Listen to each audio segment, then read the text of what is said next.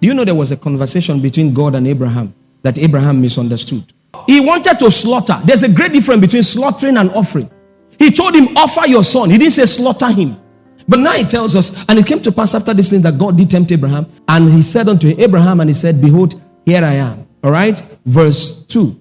And he said, take now thy son, thy only son Isaac, whom thou lovest, and get thee into the land of Moriah, and offer him there for a burnt offering upon one of the mountains which I shall tell thee of. What did he say he should do to the son? Offer. Write the word offer. Make it bold. Let me show you something. You are going to see something. Verse 3. And Abraham rose up early in the morning and saddled his ass and took 2 of his young men with him and Isaac his son and clave the wood for the burnt offering and rose up and went unto the place of which God had told him. Then on the 3rd day, Abraham lifted up his eyes and saw the place afar off. All right. Verse 5. And Abraham said unto his young son, abide ye here with the ass, and I and the lad will go yonder and worship and come again to you. So the word offer is to worship. All right. And Abraham took the wood of the burnt offering and laid it upon Isaac his son, and he took the fire in his hand and a knife, and they went both of them together. Verse 7. And Isaac spake unto Abraham and he said, Father, and said, my father. And he said, here am I, son. And he said, behold the fire. We have the wood, but there, where is the lamb for a burnt offering? All right? Because they know it's used, is the lamb be used. All right? And Abraham said, my son, God will provide himself a lamb for a burnt offering. So they went both of them together. Open your eyes. Watch this now. And they came to the place where God had told him of, and Abraham built an altar there and laid the wood in order and bound Isaac his son and laid him on the altar upon the wood. All right? Verse 10. And Abraham stretched forth his hand and took the knife to slay his son.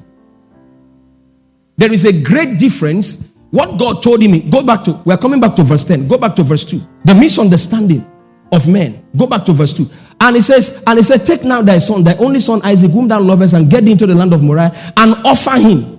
He says, offer him there as a burnt offering. Drop to verse 10. And Abraham stretched forth his hand and took the knife to slay. There's a difference between offering and slaying. Or he wanted to slaughter. There's a great difference between slaughtering and offering. He told him, offer your son. He didn't say slaughter him. If God did not stop the guy, he would have killed his son. He said, offer him. He didn't say slaughter him. That was why when he wanted to, he said, stop. What did I tell you to do? I say, offer him. What do you mean offer? Come. Lie on this altar. Just lie. This is what he told him to do. It was an act of faith. Just offer him. The moment he's lying there, put your head down. The moment he's there, Lord, behold the guy you said I should bring. Offer him there. I offer him as an offering unto you. He didn't say slaughter him for me. He said offer him. So Abraham lacked the understanding of what God was saying. You say, Pastor, how do I know? Romans chapter 12. He said offer. He didn't say slaughter. Offering and slaughtering are not the same.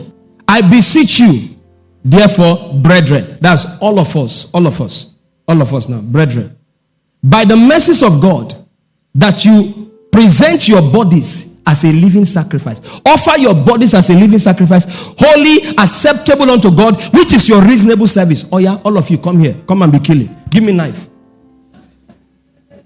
Have you killed yourself? He said present. That's why the right word now is present yourself. Because if he uses the word offer again, man would have gone to the altar and start killing. So he said, don't. I think the problem is your English. He says now present yourself. So I present myself and say, Father, I am here. Thank you, Jesus.